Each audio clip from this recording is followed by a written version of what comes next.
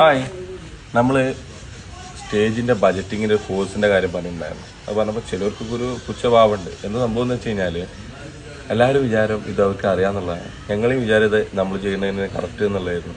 ഇതിന്റെ ഡേഞ്ചർ എന്താണെന്ന് വെച്ച് കഴിഞ്ഞാൽ 5-6 വർഷം നമ്മൾ ഇവന്റ് ചെയ്തിട്ട് കറക്റ്റായിട്ടുള്ള പ്രോഫിറ്റ് ഉണ്ടാവില്ല, നമുക്കൊരു നല്ല രീതിക്കുള്ള സ്റ്റാഫിങ് ഉണ്ടാവില്ല, നമ്മുടെ സ്റ്റാഫിന് പ്രോപ്പറായിട്ട് ഫെയർ നമുക്ക് കൊടുക്കാൻ പറ്റില്ല. അതേപോലെ തന്നെ നമ്മൾ വിചാരിക്കുന്ന പോലത്തെ സസ്റ്റൈനബിൾ ഡെവലപ്മെന്റ് ഒന്നും നമ്മളെ കമ്പനിക്ക് ഉണ്ടായിട്ടുണ്ടാവില്ല. ഒരു ഗോഡം ഉണ്ടായിട്ടുണ്ടാവും, വണ്ടി ഉണ്ടായിട്ടുണ്ടാവും, നമ്മളിങ്ങനെ ഉറക്കൊഴിച്ച് സ്റ്റാഫും എല്ലാവരും കിടന്ന് വണ്ടി പോയിട്ട് അപ്പൊക്കുള്ള കുറച്ച് എന്തൊക്കെ എമൗണ്ടുകൾ കിട്ടുന്നുണ്ട് എന്നല്ലാതെ ഒരു വലിയ കമ്പനി ആയിട്ടോ നല്ല രീതിക്കുള്ള ഒരു വെൽത്ത് ക്രിയേറ്റ് ചെയ്യാനോ ഒന്നും പറ്റുന്നുണ്ടാവില്ല. അപ്പോൾ ഇത് പ്രോപ്പറായിട്ട് പഠിച്ച് ചെയ്യാനുള്ളതാണ്. നമ്മളെപ്പോഴും എങ്ങനെ സത്യത്തിൽ ബഡ്ജറ്റ് ചെയ്യല്? നമ്മുടെ നാട്ടിൽ ഒരാൾ ഒരു സ്റ്റേജ് 25,000 രൂപ കിട്ടുന്നുണ്ടെന്നുണ്ടെങ്കിൽ നമ്മളെ ബഡ്ജറ്റ് 25,000.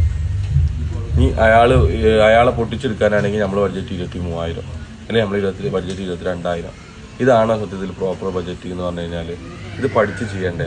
അയാൾ നഷ്ടത്തിലാണ് ചെയ്യുന്നുണ്ടെങ്കിലോ നിങ്ങൾ അതിനെക്കാട്ടും വലിയ നഷ്ടം. അപ്പോൾ സത്യം പറഞ്ഞാൽ അയാൾ പൊട്ടനാണെങ്കിൽ നിങ്ങൾ മരപ്പൊട്ടൻ, അത്രയല്ലേ ഉള്ളൂ. അപ്പോൾ സത്യം പറഞ്ഞാൽ പഠിച്ച് ചെയ്യണ്ടേ. അപ്പോൾ നമ്മൾ എത്രത്തോളം പഠിക്കണോ അത്രത്തോളം നമ്മൾ വളരും എന്നുള്ളതാണ്. അപ്പോൾ പ്രോപ്പറായിട്ട് നമുക്കത് പഠിച്ച് ചെയ്യാം. അപ്പോൾ നമ്മളെ കോഴ്സ് സ്റ്റാർട്ട് ചെയ്യാൻ പോവാണ്. ഇപ്പൊ പ്രീ ബുക്ക് ചെയ്യുകയാണെങ്കിൽ ഒരു ഏർലി ബേർഡ് ഓഫർ ഉണ്ട് നമ്മളെ കോഴ്സിന്. പെട്ടെന്ന് ബുക്ക് ചെയ്തോളൂ.